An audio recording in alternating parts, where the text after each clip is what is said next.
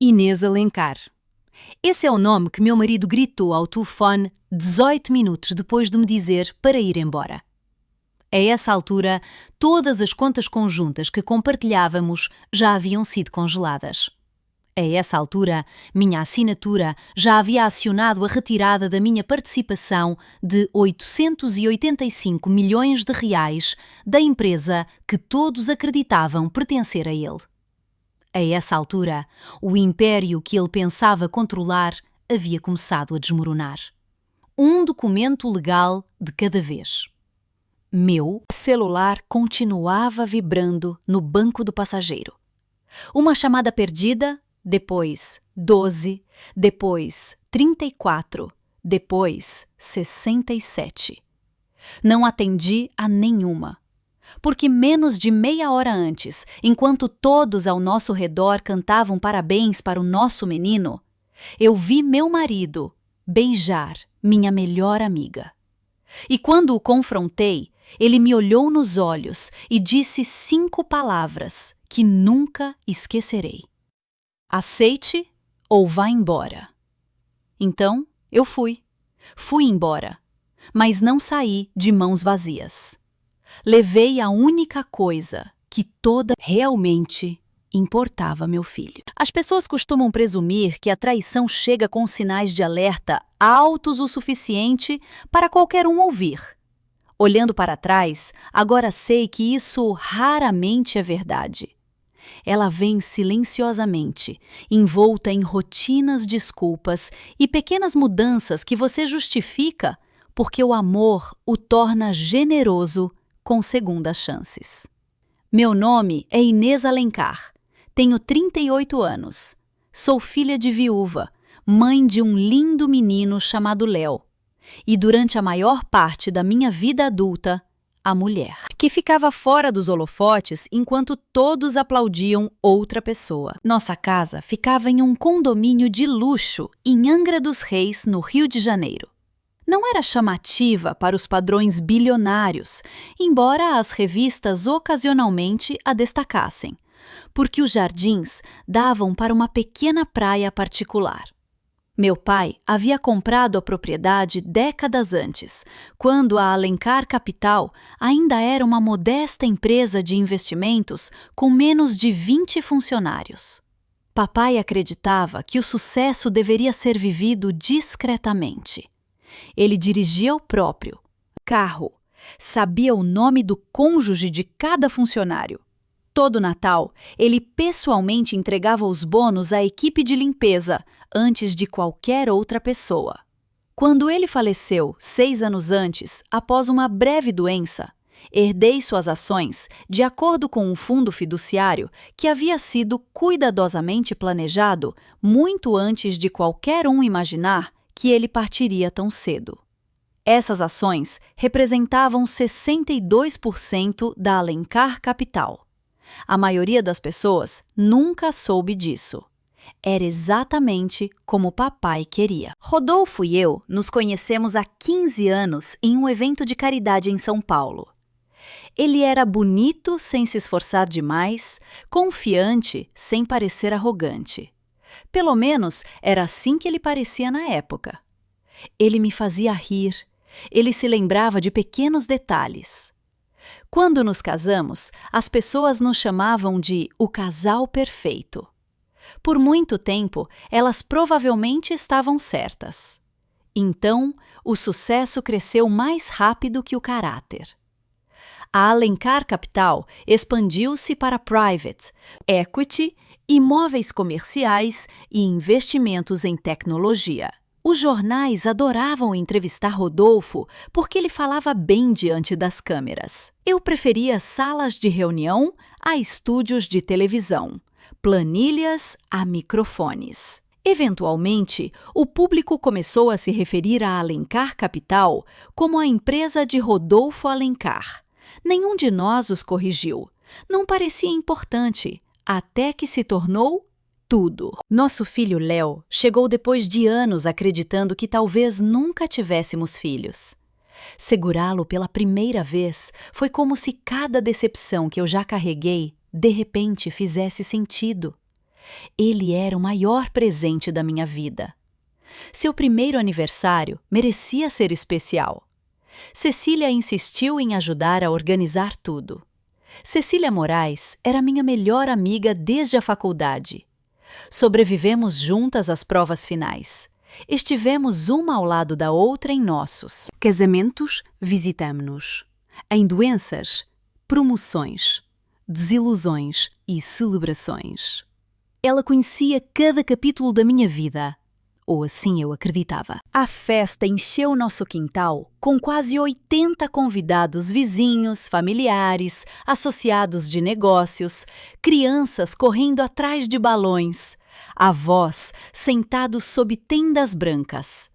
O cheiro de churrasco pairava no ar de verão, enquanto um trio de bossa nova tocava clássicos suaves, que todos, com mais de 60 anos, pareciam reconhecer imediatamente.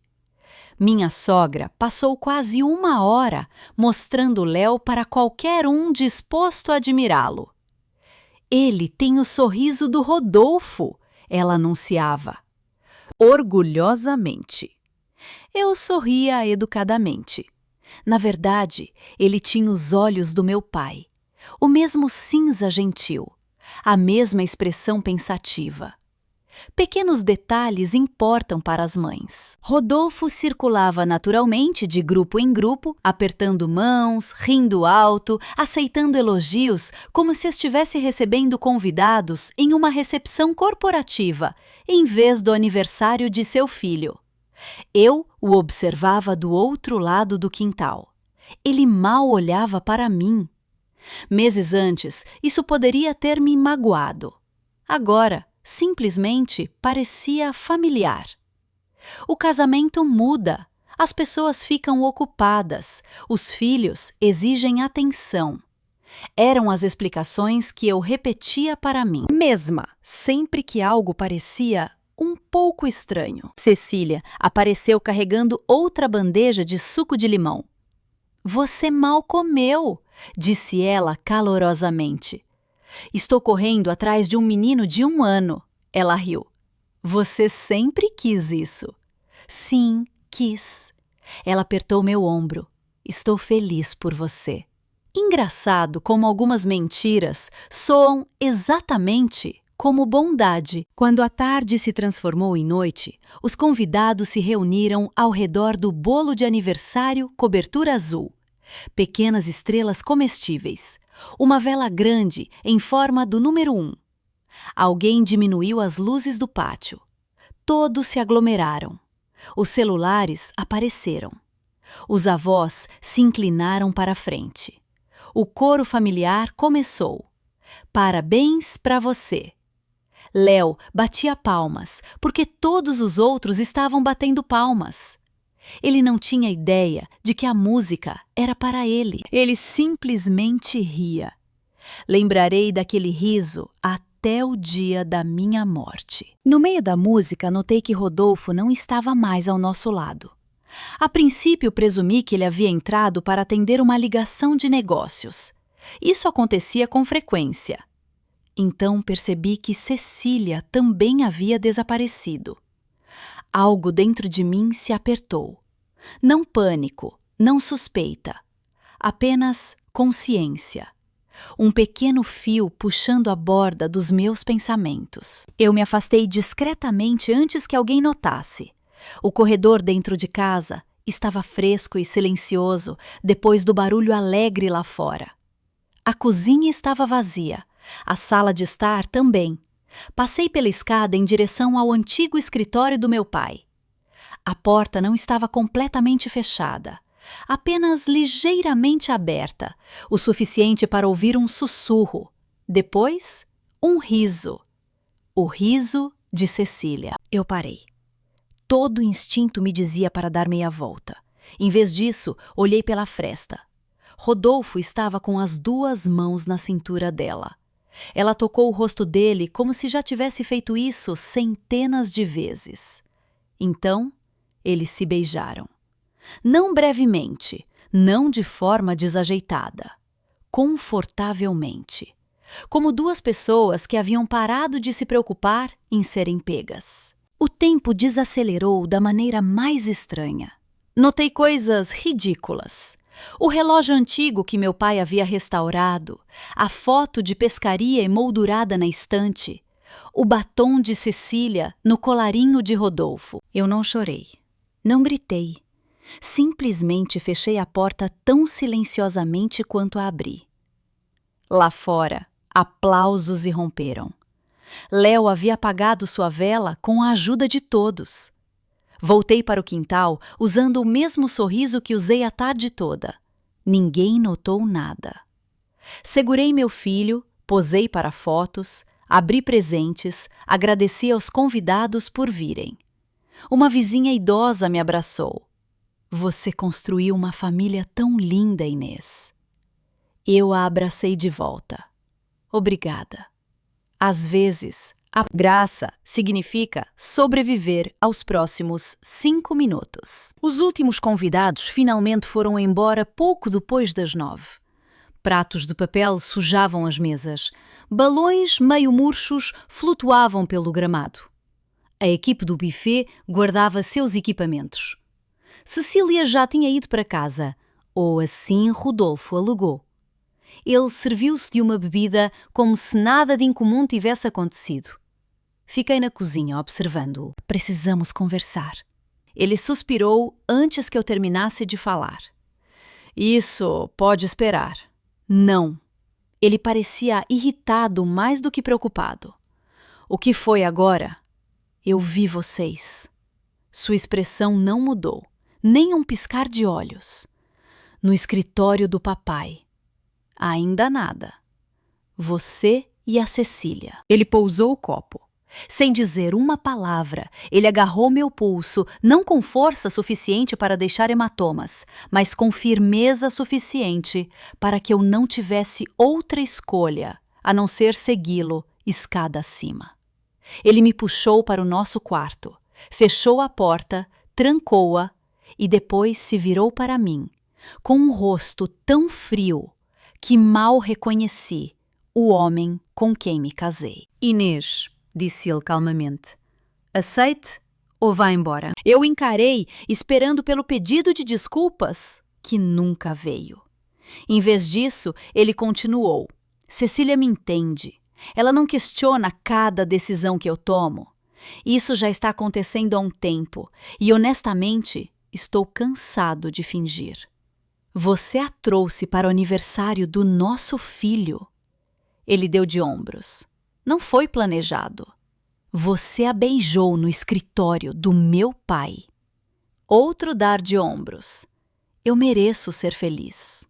Procurei em seu rosto por culpa. Não havia nenhuma. Apenas certeza. Então ele proferiu a frase que me convenceu de que meu casamento já havia terminado muito antes daquela noite. Você não vai embora de qualquer maneira. Você precisa demais desta vida. Ele acreditava que a casa era dele, a empresa era dele, o dinheiro era dele, e eu era simplesmente a mulher que se beneficiava disso. Olhei para ele por mais um longo momento. Então, passei por ele sem dizer outra palavra. Ele não me impediu. Lá em cima, Léo dormia em seu berço, ainda vestindo o suéter azul que minha mãe havia tricotado para ele. Eu o peguei cuidadosamente nos braços. Ele se mexeu, descansou a cabecinha no meu ombro e voltou a dormir. Levei uma pequena mala de viagem, nada mais. Sem joias, sem fotos, sem discussões. Ao sair da garagem, dei uma última olhada na casa onde acreditei que minha família envelheceria junta. Em menos de 30 minutos, Rodolfo Alencar descobriria o quão pouco ele entendia sobre a mulher que ele ordenou que saísse. Eu não olhei para trás enquanto os portões se fechavam atrás de mim. A estrada que se afastava de nossa casa serpenteava por bairros tranquilos, onde as luzes das varandas brilhavam suavemente contra a noite quente do Rio de Janeiro. Léo dormia pacificamente em sua cadeirinha, completamente inconsciente de que seu mundo inteiro havia mudado antes mesmo de ele terminar de comemorar seu primeiro aniversário. Eu o invejava. As crianças não medem a vida pela traição. Elas a medem por saber se alguém está lá quando elas acordam. Sussurrei para o espelho retrovisor. Estou aqui, meu amor. Ele nunca abriu os olhos. Dirigi sem destino por quase 20 minutos antes de parar no estacionamento de um pequeno hotel discreto em Paraty. Não era luxuoso, mas era limpo, discreto e perto o suficiente de centros urbanos para as ligações de negócios que eu já sabia que precisava fazer. A jovem na recepção sorriu gentilmente. Fazendo check-in por algumas noites? Ela notou Léo dormindo em meus braços. Ele parece exausto. Foi um grande aniversário. Ela me entregou a chave do quarto. Espero que amanhã seja mais fácil. Eu também. Nenhuma de nós sabia o quão impossível era esse desejo. Uma vez, no quarto, deitei Léo cuidadosamente no berço portátil que a equipe do hotel trouxe. Observei-o respirar por vários longos minutos. Então, fui para a pequena varanda com vista para o mar. O ar fresco da noite me acalmou. Finalmente, me permiti uma respiração profunda. Não um soluço, não raiva, apenas aceitação. Meu pai costumava me dizer algo sempre que decisões difíceis pousavam em sua mesa. Inês, emoções pertencem ao seu coração. Decisões pertencem à sua cabeça. Passei anos acreditando que essas palavras eram sobre negócios. Naquela noite percebi que eram sobre sobrevivência. Peguei na minha bolsa a pasta de couro que quase sempre carregava. A maioria das mulheres carregava cosméticos. Eu carregava documentos legais. Anos antes, depois que meu pai morreu, nossos advogados insistiram que eu nunca viajasse sem cópias dos acordos do fundo e das autorizações corporativas de emergência. Eles esperavam que eu nunca precisasse delas. Eu também não. Disquei o primeiro número. Dr. Guedes, meu advogado, atendeu no segundo toque. Inês. Sua voz mudou imediatamente. O que aconteceu? Eu deixei o Rodolfo. Silêncio. Depois, um longo suspiro. Eu temia que este dia pudesse chegar. Você sabia? Eu sabia que algo não estava certo. Não sabia o quê. Preciso das provisões de emergência. Ele não fez perguntas. Quando? Agora. Vou notificar a equipe jurídica. Tudo. Tudo. Entendido. Ele fez uma pausa. Você está segura? Sim. E o Léo? Dormindo. Que bom. Cuidarei do resto. Encerrei a ligação. A próxima foi Sra. Magda, minha banqueira particular em São Paulo. Ela havia trabalhado com meu pai por quase 30 anos. Quando ouviu minha voz, ela imediatamente sentiu algo incomum. Você nunca liga tão tarde? Preciso de ação imediata. Estou ouvindo? Quero todas as contas pessoais conjuntas, congeladas, esta noite, sem exceções. Sem exceções. Ela hesitou por apenas um instante. Isso vai criar uma reação e tanto. Eu sei. Você tem autoridade legal. Eu assinei há 6 anos. Eu me lembro. Então faça. Será feita em minutos. Seu profissionalismo calmo me lembrou porque papai confiava nela completamente. A terceira ligação era a mais importante. Não era para o CEO, não era para o conselho. Era para a secretária corporativa da Alencar Capital. Poucas pessoas fora da liderança executiva entendiam o papel dela. Ela mantinha todos os registros corporativos oficiais, todas as autorizações de acionistas, todos os documentos de governança de emergência. O nome dela era Eliana. Ela atendeu sonolenta. Inês, desculpe-te acordar. Você nunca precisa se desculpar. Preciso que a resolução 12 seja ativada. Silêncio completo. Quando ela finalmente falou, sua voz tornou-se formal. Você tem certeza? Sim. Essa provisão nunca foi usada. Eu sei. Isso acionará imediatamente a notificação do conselho. Eu entendo. Pode afetar o mercado? Eu entendo. Pode remover quase 900 milhões de reais em patrimônio? Eu entendo. Outra pausa, depois uma frase simples. Começarei imediatamente. A ligação terminou. Apoiei-me na grade da varanda. Era isso. O ponto sem retorno. As pessoas costumam imaginar que enormes decisões financeiras acontecem com discursos dramáticos e salas de reunião lotadas. A maioria não. Às vezes, elas acontecem porque uma mulher exausta diz uma palavra silenciosa. Sim. Meu pai insistiu em proteções incomuns depois que vários amigos perderam negócios familiares em divórcios amargos e aquisições hostis. Ele estruturou a Alencar Capital de forma que as ações de controle herdadas nunca pudessem ser manipuladas apenas pelo casamento. A propriedade permanecia minha sempre. Até Rodolfo havia assinado reconhecimentos anos antes. Muitas vezes me perguntei se ele realmente os havia lido. Aparentemente, não. A quarta ligação surpreendeu até a mim. Liguei para nosso diretor financeiro, David Moreno. Ele atendeu com cautela. Inês, você vai receber notícias da Eliana. Já recebi 2 alertas. São reais? São. O que aconteceu? Rodolfo. Ele não pediu detalhes. Em vez disso, perguntou em voz baixa. O que você precisa de mim? Preciso que a folha de pagamento seja protegida. Ele pareceu confuso. A folha de pagamento?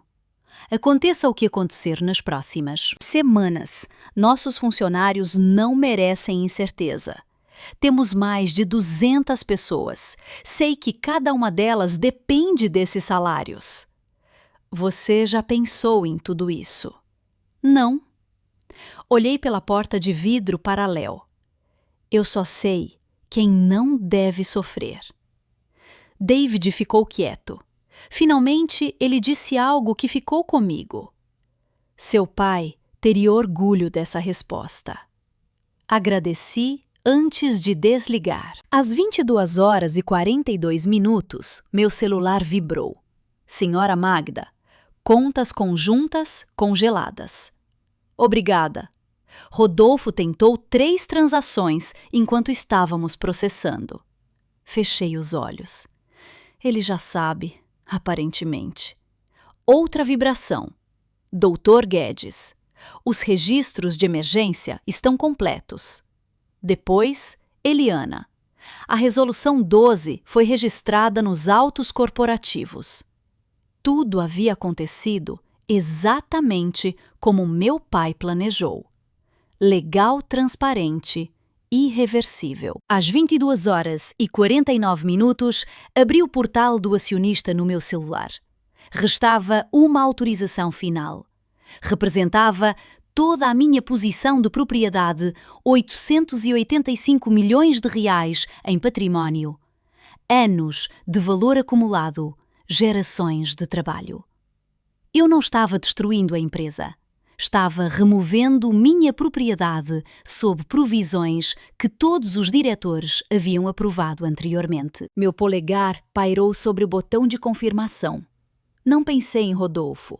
Pensei no meu pai, em Léo, em cada lição que ignorei porque acreditava que o amor poderia superar a arrogância. Então, apertei confirmar. A tela exibiu uma palavra. Concluído. Coloquei o celular na mesa. Por vários segundos nada aconteceu. Então começou. Buzz, buzz, buzz. Rodolfo, ignorado. Buzz. Cecília, ignorado. Buzz. Diretor de operações, ignorado. Buzz. Presidente do conselho, ignorado. As vibrações vinham tão rápido que o celular quase rastejou pela mesa. Peguei-o apenas uma vez, não para atender, para olhar. 67 chamadas perdidas. O número parecia quase irreal. As mensagens de voz chegavam uma após a outra. A primeira era de Rodolfo. Inês, atenda ao telefone. Isso não tem graça. A segunda. Que diabos você fez? A terceira. O banco diz que nossas contas estão congeladas. A quarta não era mais raivosa. Por favor, me ligue. Na 10ª mensagem, o pânico havia substituído a confiança. Na 15ª, ele estava gritando com outra pessoa.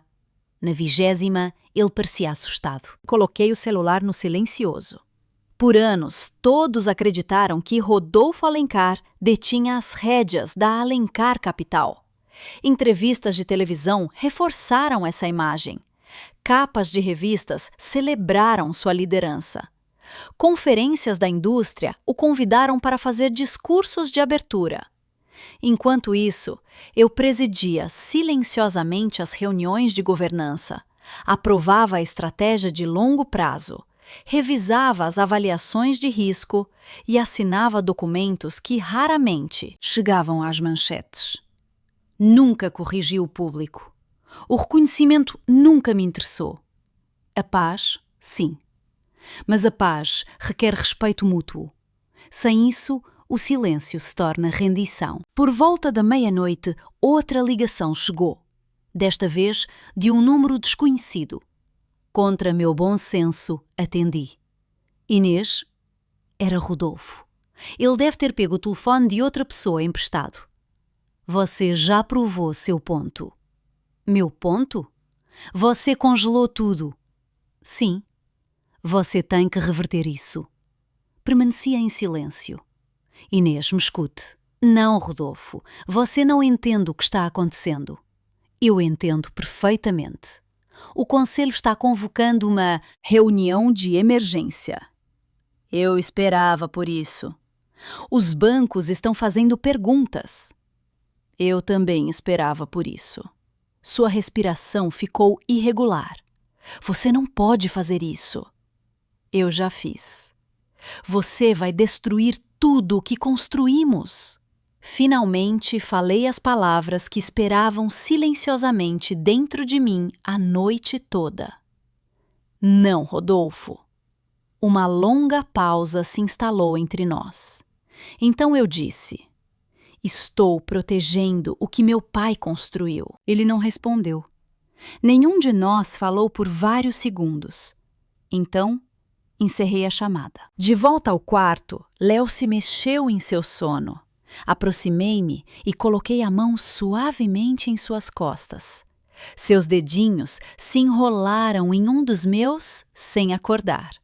Naquele momento simples, toda dúvida desapareceu. Eu não saí porque queria vingança. Saí porque meu filho merecia crescer vendo uma mãe que sabia a diferença entre perdão e permissão. Lá fora, as luzes do porto cintilavam sobre a água escura.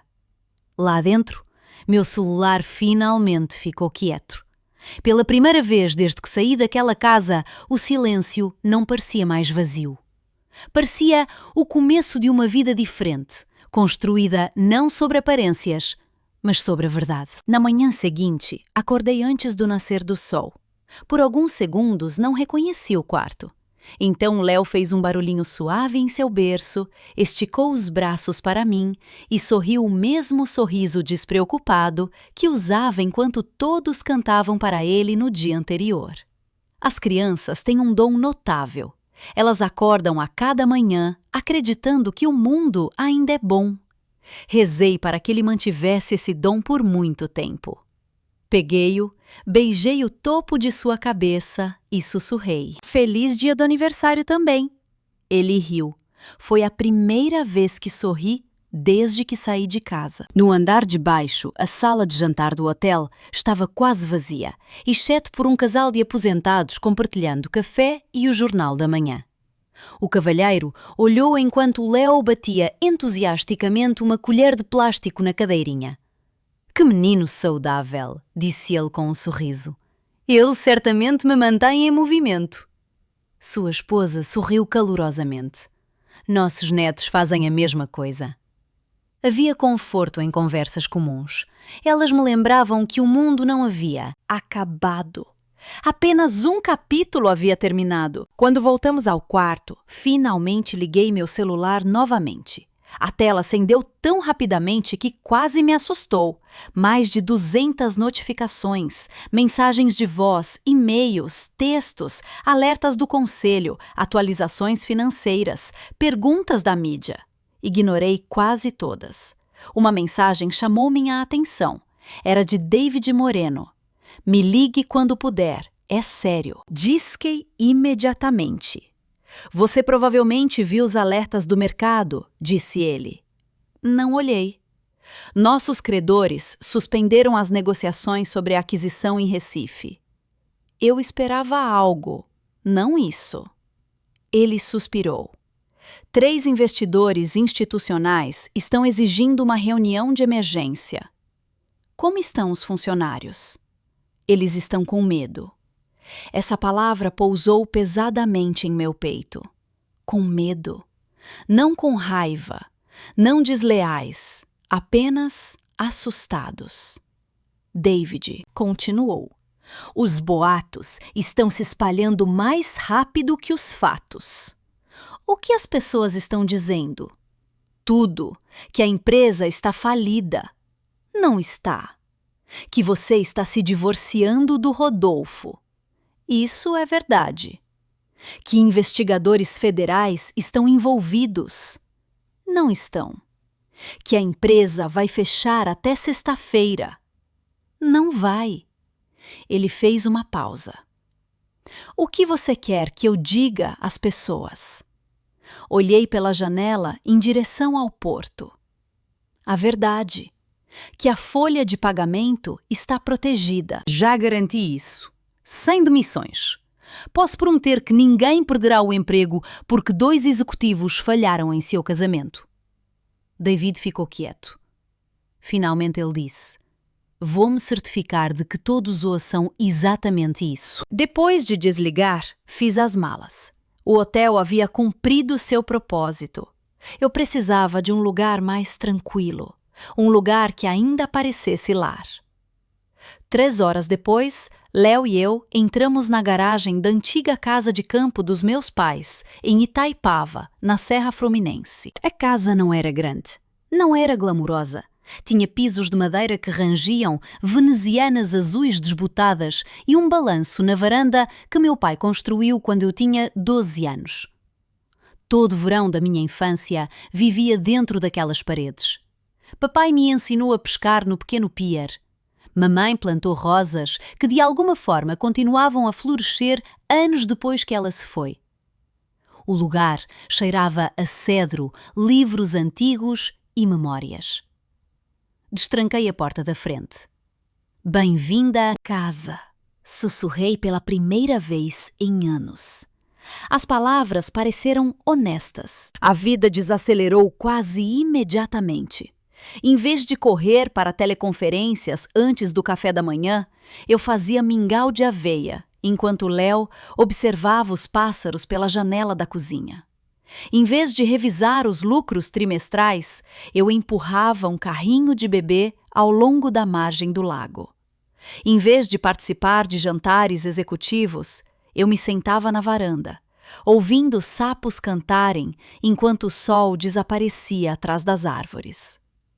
O silêncio não era solitário. Era curativo. No terceiro dia, a mídia descobriu que eu havia desaparecido. Caminhões de televisão apareceram em frente à nossa antiga casa. Comentaristas financeiros debatiam se a Alencar Capital sobreviveria. Alguns chamaram minhas ações de implacáveis, outros as chamaram de brilhantes. Nenhuma das descrições parecia precisa. Eu não estava tentando vencer. Estava tentando parar de fingir. Naquela tarde, alguém bateu na porta da frente. Eu já sabia quem era antes de olhar pela janela. Cecília. Ela estava na varanda usando óculos de sol grandes, apesar do céu nublado. Por um longo momento considerei não atender. Em vez disso, abri a porta pela metade. O que você está fazendo aqui? Eu só quero conversar. Não há muito o que dizer. Por favor. Saí, fechando a porta atrás de mim para que Léo não pudesse ouvir. Cecília tirou os óculos de sol. Ela parecia exausta. Círculos escuros emolduravam seus olhos. Sua confiança havia desaparecido. Eu nunca quis isso. Quase ri. Você nunca quis o quê? Me magoar? Você conseguiu de qualquer maneira. Lágrimas se formaram instantaneamente. Simplesmente aconteceu. Olhei para ela em silêncio. Não aconteceu, Cecília. Ela balançou a cabeça desesperadamente. Nós não planejamos. Eu sei. Sua expressão mudou. Você sabe? Casos não costumam ser planejados. Olhei para ela. Eles são escolhidos. Ela olhou para baixo. Foi um erro.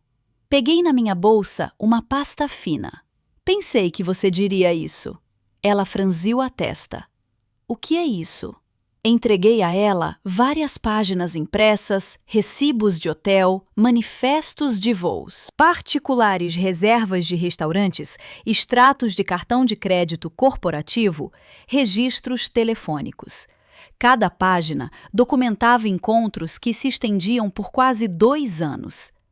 Ela virou as páginas lentamente. Seu rosto perdeu toda a cor. Como? Eu supervisiono a conformidade corporativa. Ela piscou. Não investiguei porque estava desconfiada. Encontrei seus olhos. Investiguei porque as despesas da empresa de repente pararam de fazer sentido. Nenhuma de nós falou. A brisa sussurrou nas árvores acima de nós. Finalmente, ela sussurrou. Rodolfo disse que você nunca prestava atenção. Eu prestava atenção em tudo. Então por que você não disse nada? Porque eu continuava esperando que houvesse outra explicação. Ela cobriu a boca. Eu sinto muito. Acreditei que ela sentia vergonha. Não acreditei que ela estivesse arrependida até ser pega. São coisas diferentes. Ela devolveu os papéis com as mãos trêmulas. O que acontece agora? Você vai para casa. E nós? Não existe um nós desde que você entrou no escritório do meu pai. Ela começou a chorar abertamente. Senti tristeza, mas não pena. Ela se virou, caminhou até o carro e foi embora, sem olhar para trás. Eu nunca mais a vi. Naquela noite, David ligou mais uma vez. O conselho se reuniu hoje. Como foi? Mal. Rodolfo, ele passou a maior parte da reunião insistindo que isso era temporário. Não é. Eles sabem disso agora. David hesitou. Houve outro problema. O quê? Os bancos solicitaram documentos de governança atualizados. Eu já sabia o que isso significava. Eles perceberam quem era o acionista controlador de fato. Sim, e houve alguns rostos surpresos. Não pude deixar de sorrir levemente. Por anos, eles parabenizaram a pessoa errada. Você nunca pareceu se importar. Eu honestamente não me importava. Então o que mudou? Olhei pela porta de tela. Léo estava sentado no tapete da sala, empilhando cuidadosamente blocos de madeira que meu pai havia esculpido décadas antes. Um bloco caiu. Ele riu e começou de novo. Eu parei de confundir humildade com invisibilidade.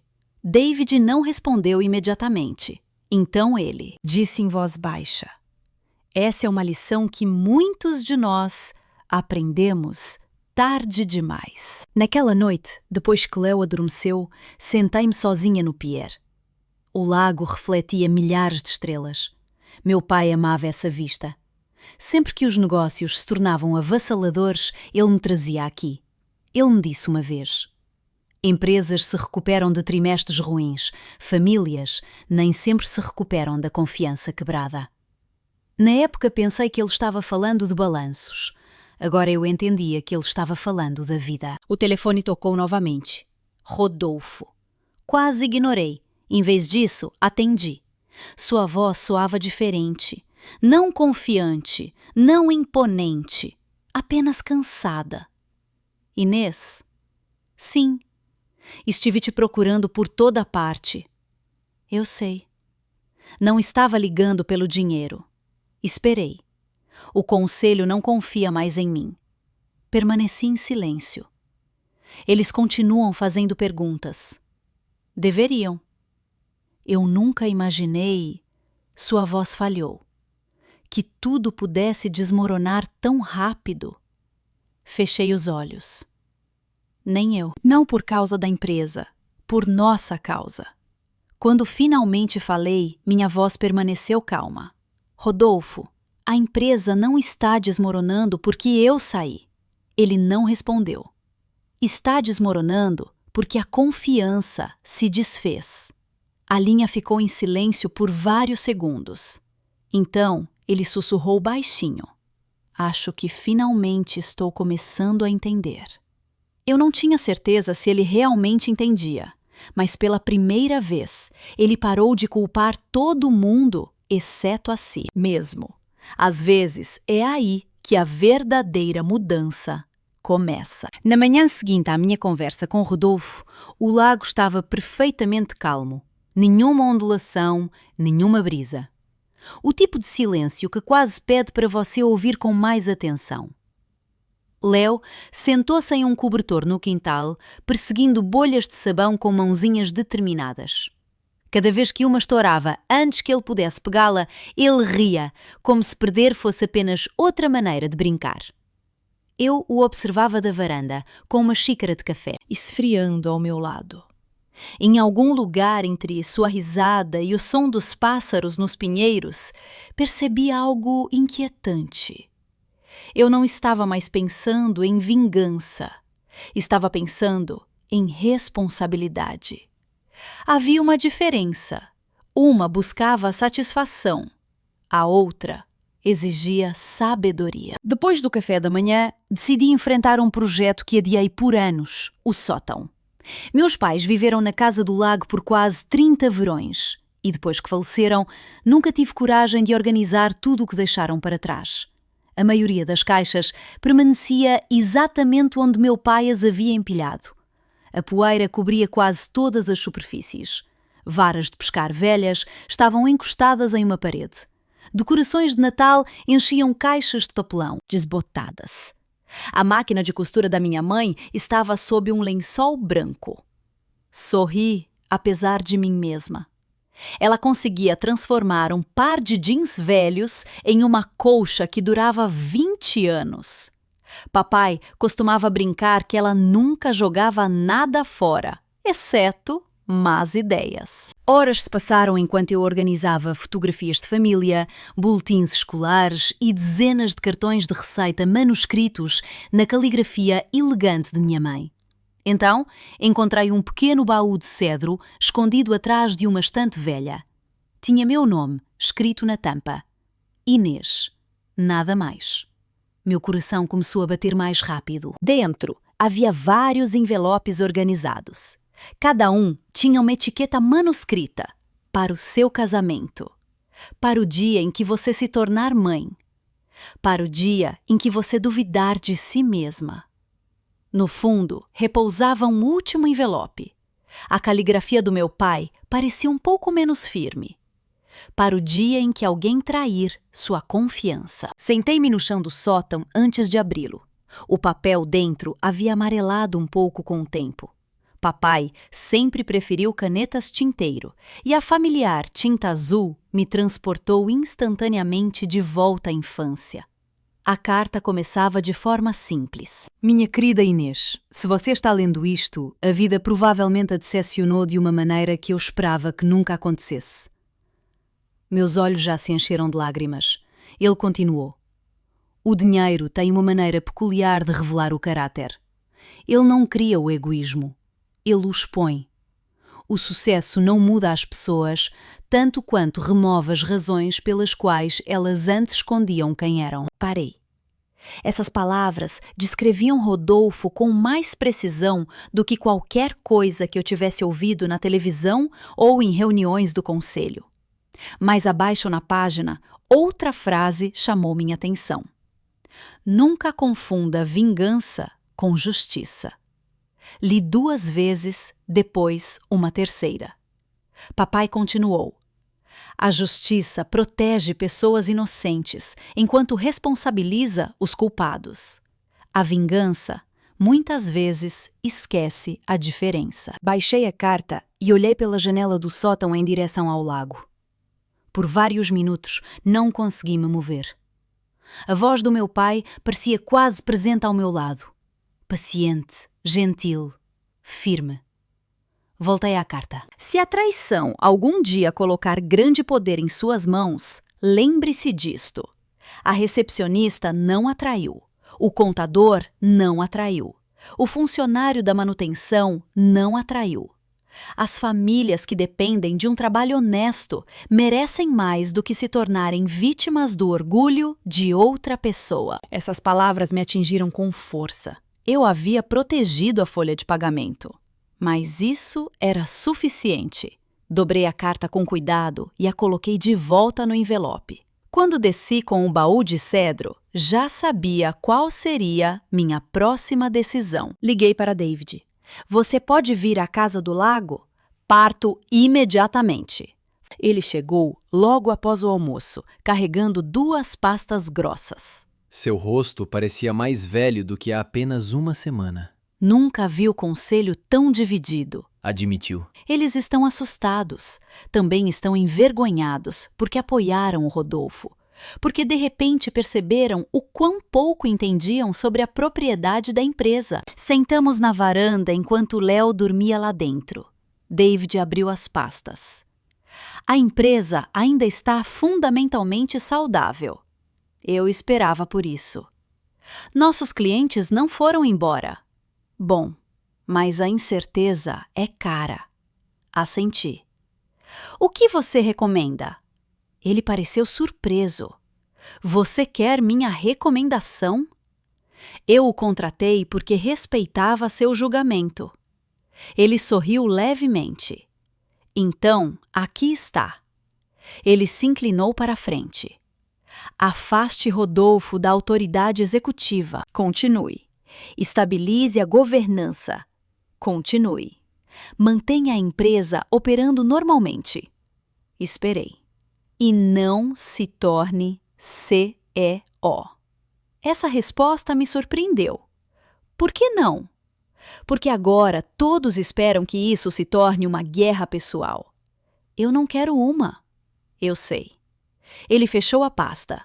Então, prove. Essas 2 palavras ecoaram a carta do meu pai. Prove. Não com discursos, com decisões. Naquela tarde, redigimos uma proposta para o Conselho. Um comitê executivo interino supervisionaria as operações. Um executivo externo, experiente, se tornaria CEO, eventualmente. Eu permaneceria como acionista majoritária, mas evitaria a gestão do dia-a-dia. Rodolfo seria removido da autoridade executiva, dependendo do resultado da ação dos acionistas. Sem humilhação pública, sem coletiva de imprensa dramática, sem vingança, apenas governança. À noite, o Conselho havia agendado uma votação de emergência.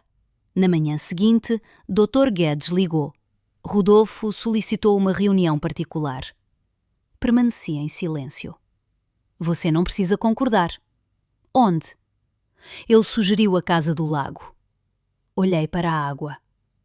1 hora. Eu arranjo. Rodolfo chegou exatamente na hora.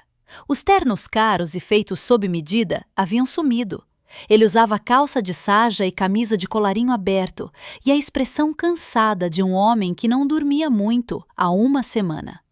Por um momento apenas nos olhamos. Ele parecia mais velho. Não em anos, mas em consequências. Obrigado por me receber.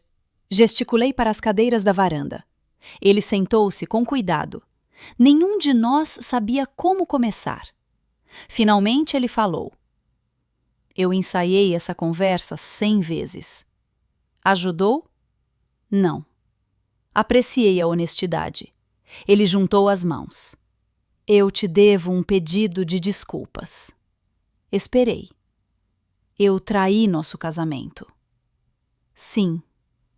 Eu traí sua amizade com a Cecília. Sim. Eu desrespeitei a memória do seu pai. Meu peito se apertou. Sim. E sua voz quase desapareceu. Eu te tratei como se nada disso pertencesse a você. O silêncio se instalou entre nós. Não desconfortável, apenas verdadeiro. Ele olhou para o chão da varanda. Eu continuei dizendo a mim mesmo que construí a Alencar Capital. Você ajudou a construí-la. Eu sei disso agora. Não. Balancei a cabeça gentilmente. Você sabia disso na época. Ele fechou os olhos. Acho que sim. Lá estava. Sem desculpas, sem culpar o estresse, sem culpar o sucesso. Apenas assumindo a responsabilidade. Depois de alguns momentos, ele perguntou em voz baixa. Você acha que algum dia vai me perdoar? Era a pergunta que todos assumem ter uma resposta imediata. Não tem. O perdão não é um interruptor. É uma jornada. Eu não sei.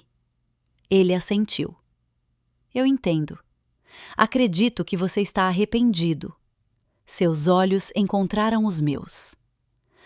Mas ainda não sei se você está arrependido porque perdeu sua empresa, fiz uma pausa, ou porque perdeu sua família. As palavras pareceram atingi-lo mais do que qualquer outra coisa que eu disse. Seus ombros caíram. Tenho me perguntado isso todas as noites. Seus olhos se encheram. Nos primeiros dias, ele engoliu em seco. Eu pensava principalmente na empresa. Ele riu amargamente. Essa é a verdade mais feia que já admiti. Eu o respeitei por dizer isso. Mas ontem, ele olhou em direção ao lago onde o carrinho de Léo descansava sob uma árvore. Percebi que não conseguia me lembrar da última história de Ninar que li para meu filho. Sua voz falhou. Perdi um ano inteiro enquanto me convencia de que estava trabalhando para ele. Nenhum de nós falou. Às vezes, o silêncio permite que a verdade se assente mais profundamente do que as palavras. Finalmente ele se levantou. Não estou pedindo para você voltar para casa. Olhei para cima. Eu não mereço isso. Ele hesitou.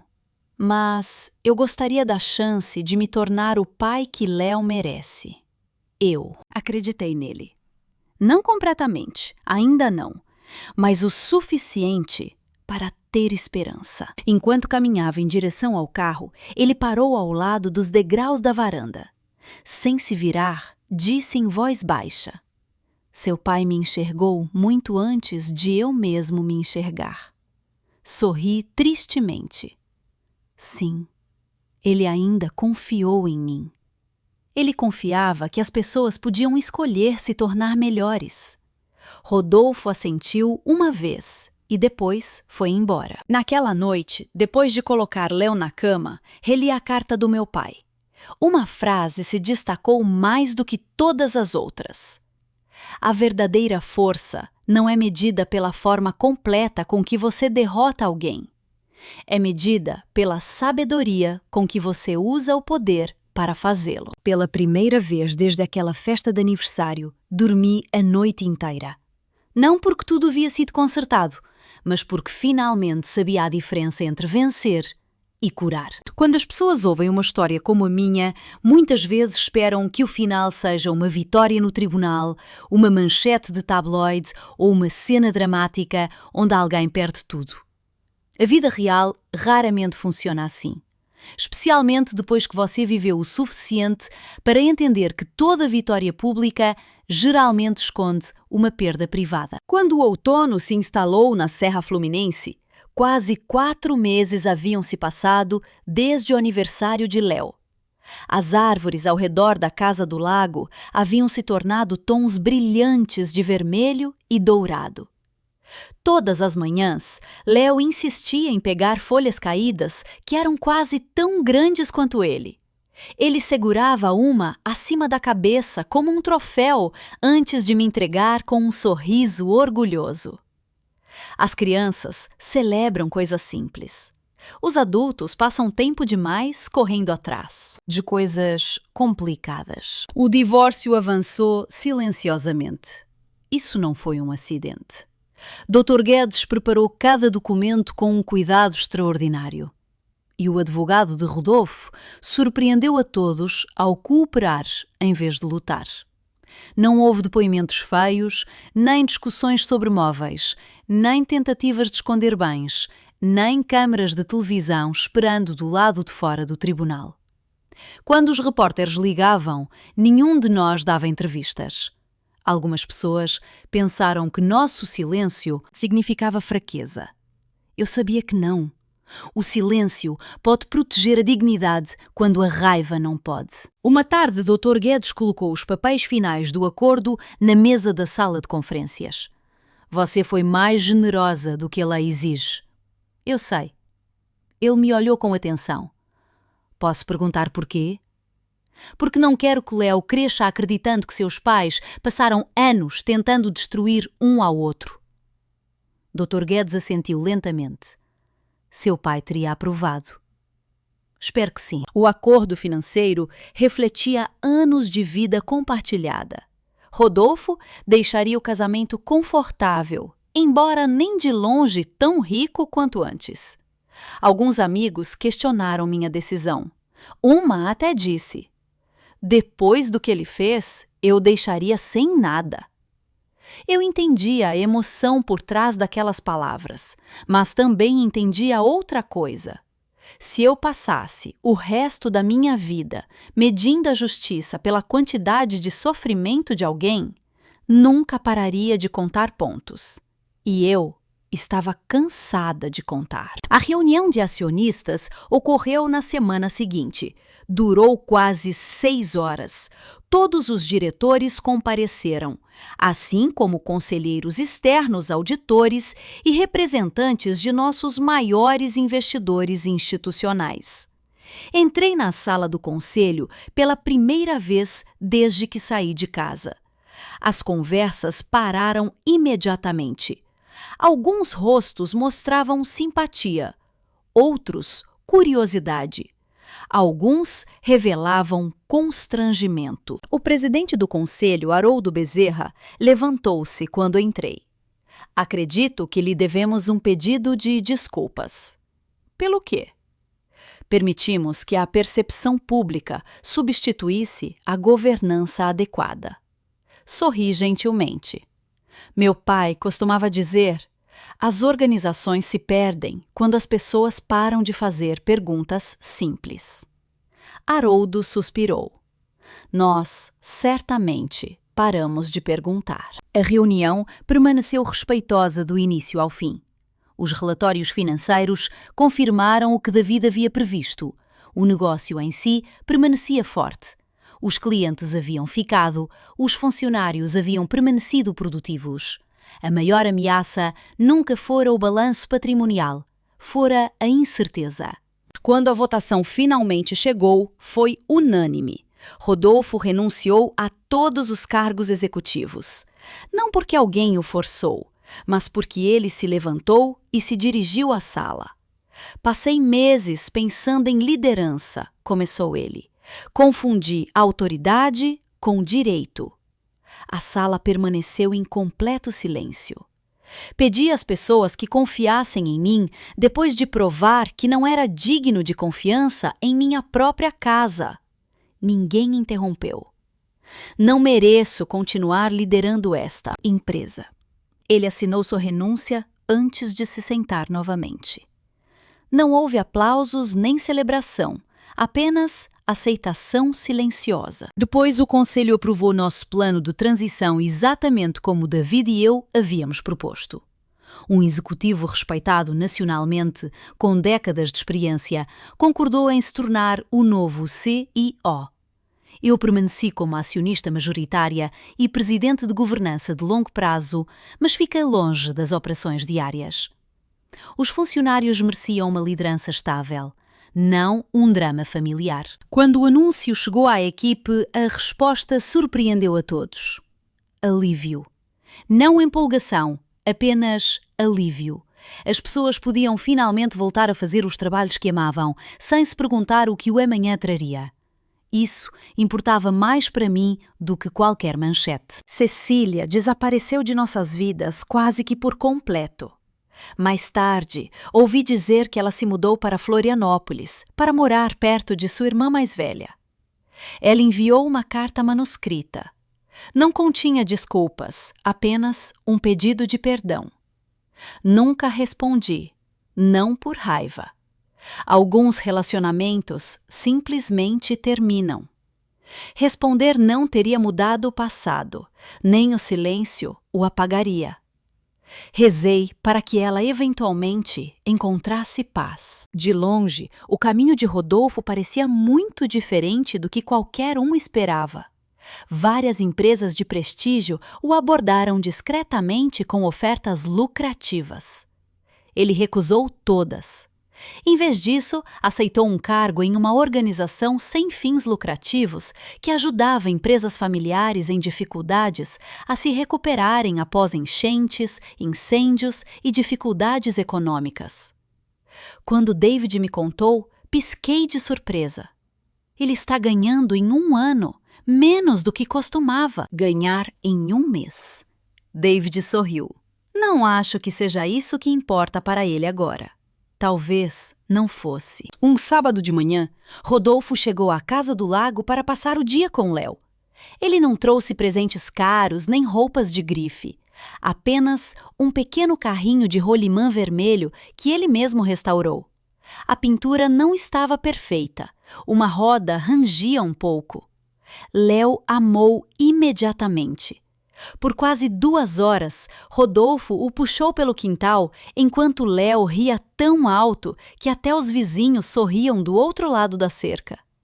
Eu observava da varanda, não como esposa, apenas como mãe. Quando chegou a hora de ir embora, Léo abraçou as pernas de Rodolfo. Papai. Uma palavra simples, poderosa. Rodolfo se ajoelhou, beijou a testa de Léo e prometeu. Te vejo na quarta-feira. Então, ele olhou para mim. Eu virei. Ele não estava mais falando com Léo. Estava fazendo uma promessa para mim. E ao contrário de meses antes, ele a cumpriu. A quarta-feira chegou. Ele chegou exatamente na hora. No sábado seguinte, na hora de novo. Na semana seguinte, de novo. Sem desculpas, sem cancelamentos de última hora, sem aniversários esquecidos, sem consultas pediátricas perdidas, sem desaparecer em reuniões de negócios intermináveis. Apenas consistência, semana após semana, mês após mês. Uma noite, depois que Rodolfo foi embora, minha vizinha Margarida apareceu com uma torta de limão caseira. Ela fora casada por 53 anos antes de perder o marido. Sentamos juntas na varanda, enquanto Léo dormia no andar de cima. Ela ouviu em silêncio, enquanto eu descrevia as mudanças que tinha visto. Finalmente ela perguntou, Você confia nele? Pensei cuidadosamente antes de responder. Não como antes. Ela assentiu. Você algum dia confiará? Sinceramente, não. Sei. Ela sorriu suavemente. Sabe o que aprendi depois de todos esses anos? O quê?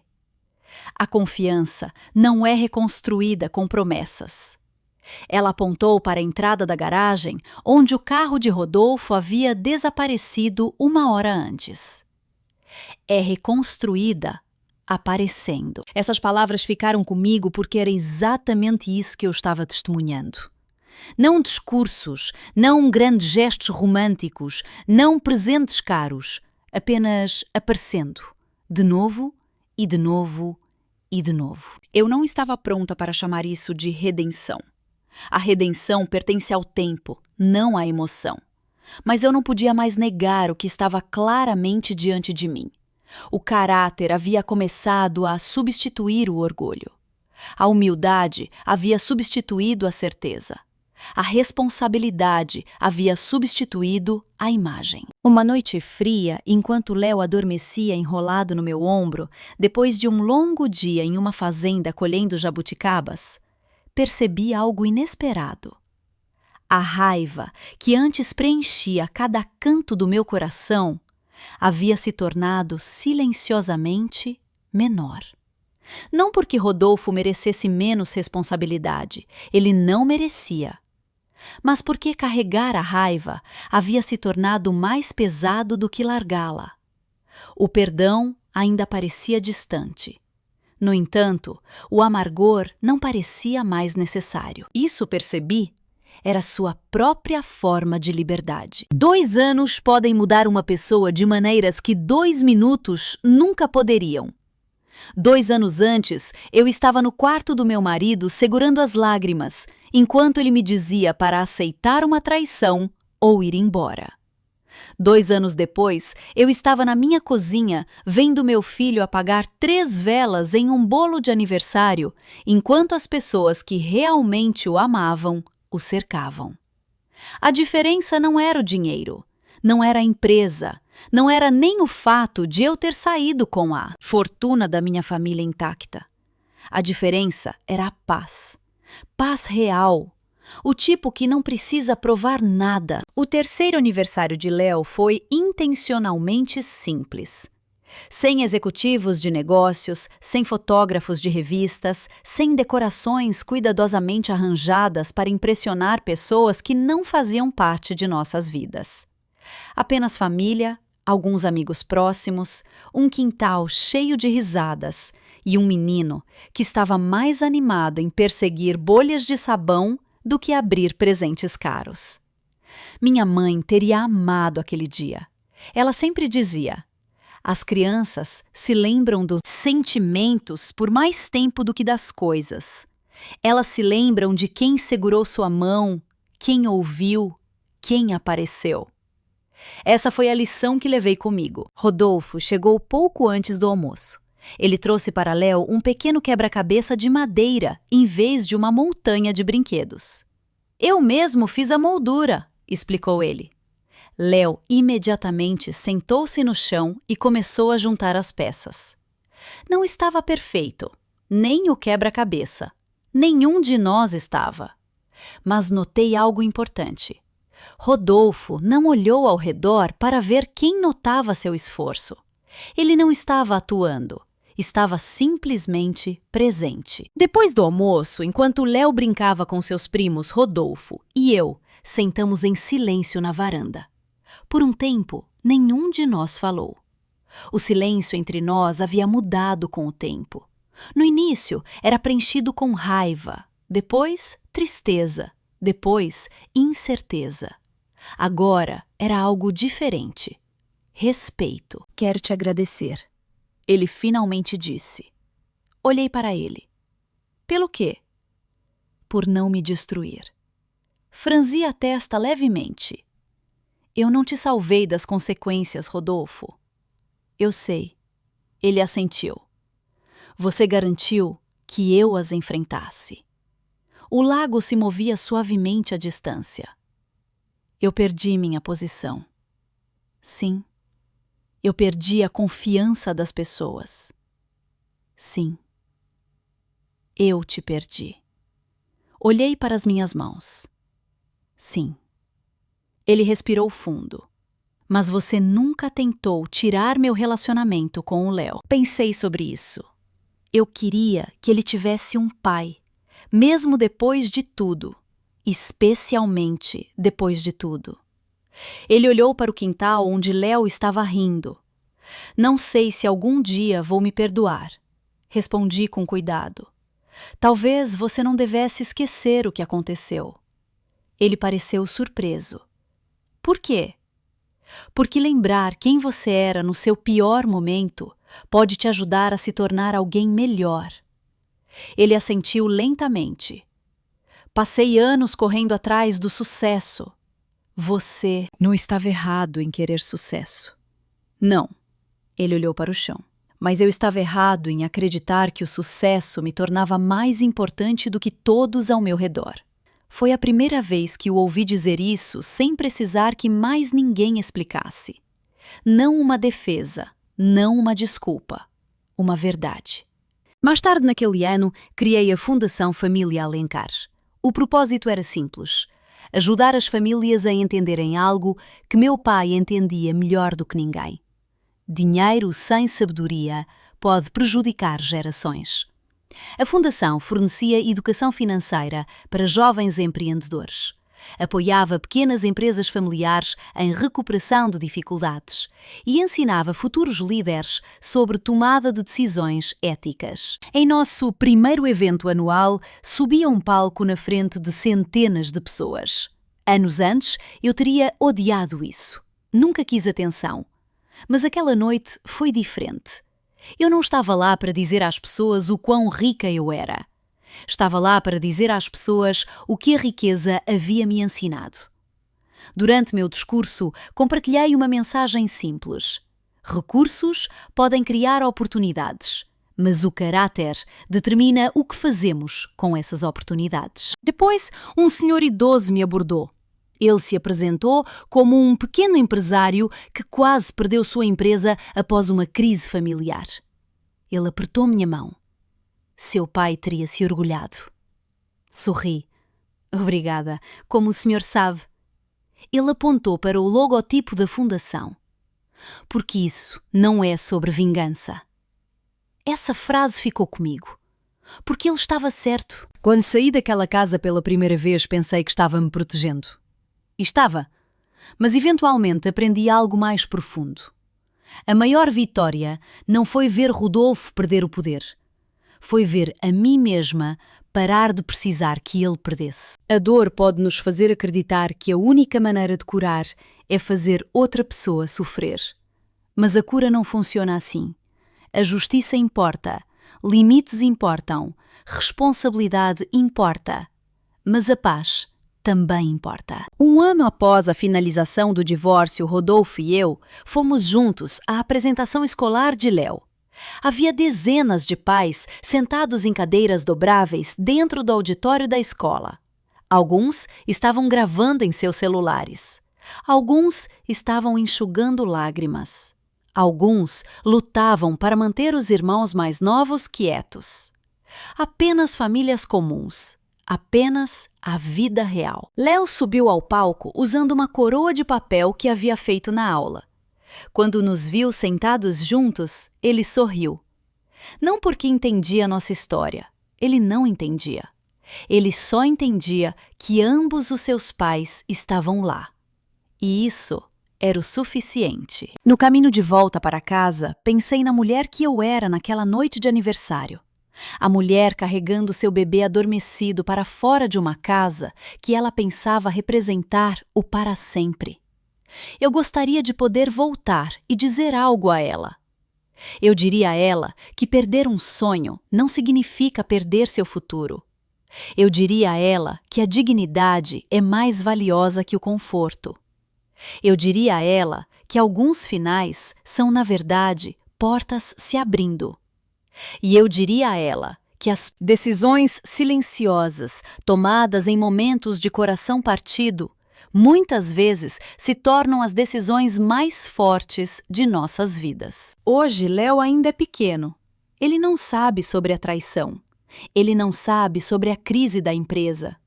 Ele não sabe sobre o celular com 67 chamadas perdidas. Um dia, quando ele tiver idade suficiente, talvez eu lhe conte. Não para deixá-lo com raiva, não para fazê-lo escolher lados, mas para lhe ensinar algo importante. As pessoas vão te decepcionar, mesmo as pessoas que você ama. O que te define não é se você experiencia a dor. Todos experienciam. O que te define é o que você escolhe fazer com essa dor. Você pode deixar que ela endureça seu coração, ou pode deixar que ela aprofunde sua sabedoria. Eu escolhi a sabedoria. E espero que meu filho escolha o mesmo.